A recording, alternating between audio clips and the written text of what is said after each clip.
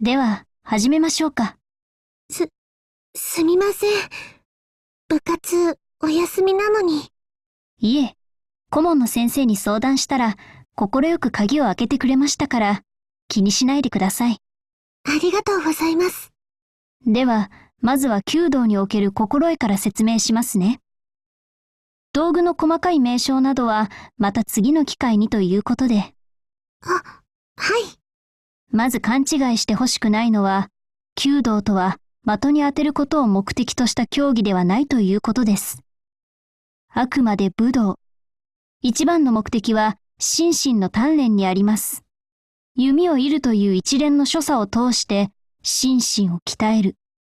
その意識こそが弓道においてはとても大切なんです。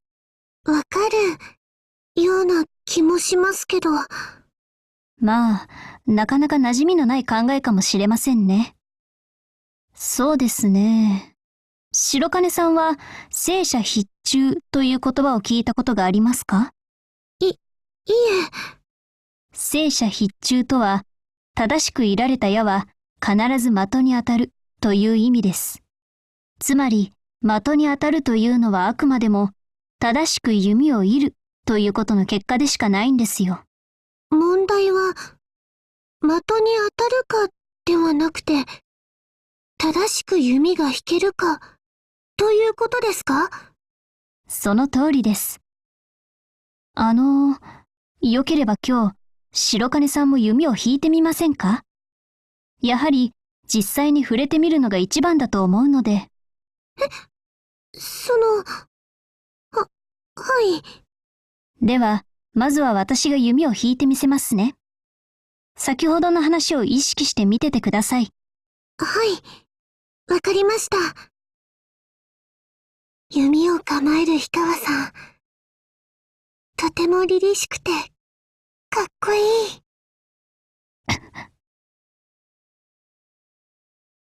的の真ん中に、すごいです。ありがとうございます。では、白金さんの練習に移りましょう。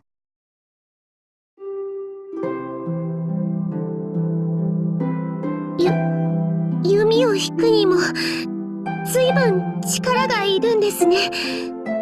その弓はまだ弱い方なんですけど、引くのは難しそうですか？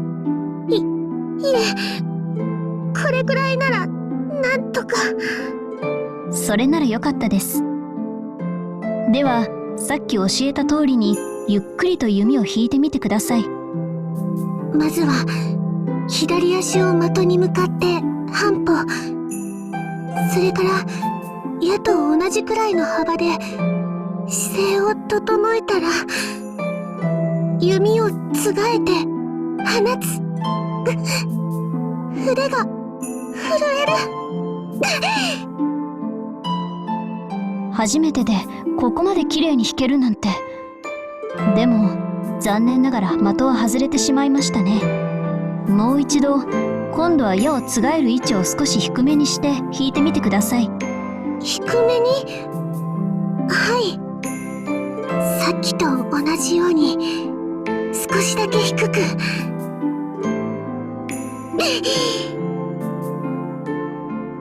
的に届いていない。ユンデが緩んでいる。白金さん、気にしないでくださいね。初心者が的に当てるのは本当に難しいことなので。もう一度。え？もう一度。いえ、せめて、的に当たるまで、やらせてください。白金さん。わかりました。白金さんの納得いくまでお付き合いしましょう。